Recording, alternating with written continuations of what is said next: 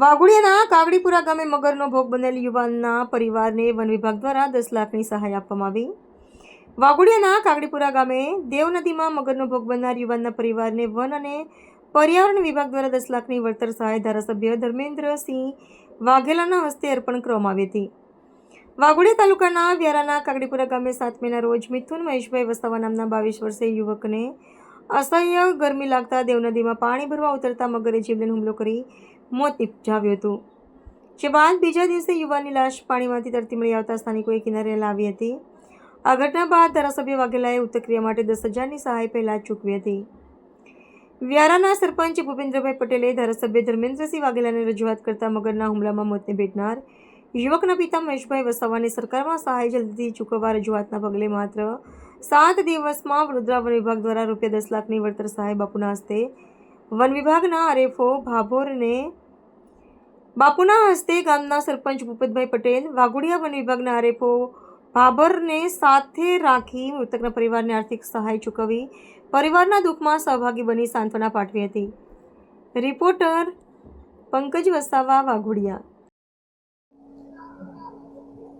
આજે અમારા કાગડીપુરા ગામની અંદર 7 દિવસ પહેલાં દેવ ડેમની ત્યાં અમારા એક મહેશભાઈના દીકરા પોતાના હાથ પગ ધોવા માટે ખેતરેથી આવીને હાથ પગ ધોવા ગયા, એની અંદર મગરે એમને ખેંચી લીધા હતા। એની જાણ અમારા સરપંચશ્રીએ મને કરી અને તાત્કાલિક ફાયરની ટીમ અને વન પર્યાવરણ વિભાગને જાણ કરીને તમામ ઓફિસરો, પોલીસ આ બધાને ઘટના સ્થળે મોકલી આપેલા હતા। આ બહુ દુઃખદ ઘટના છે, કારણ કે અમારા મહેશભાઈના એકનો એક દીકરો હતો, પરિવારનો ટેકો હતો અને આ ખૂબ દુઃખદ ઘટના ઘટી છે।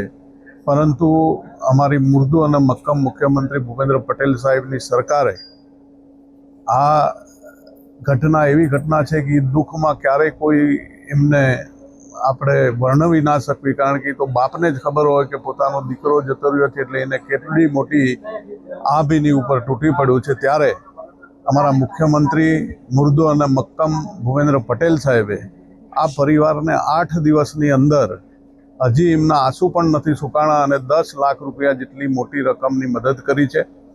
આ મદદ આમ તો એક પરિવારને ખરેખર આ ગરીબ પરિવારને એક ટેકારૂપ થશે અને હું મુખ્યમંત્રીશ્રીનો હૃદયથી ખૂબ ખૂબ આભાર માનું છું અને પરિવારને,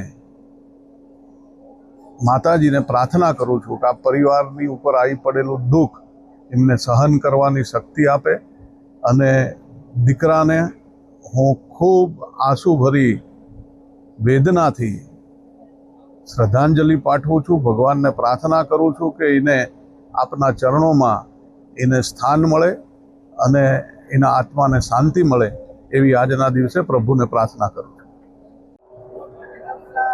મારા દીકરાને દેવ નદીમાંથી મગર ખેંચી ગયો હતો, તો આજે 8 દિવસ જેવા થયા છે।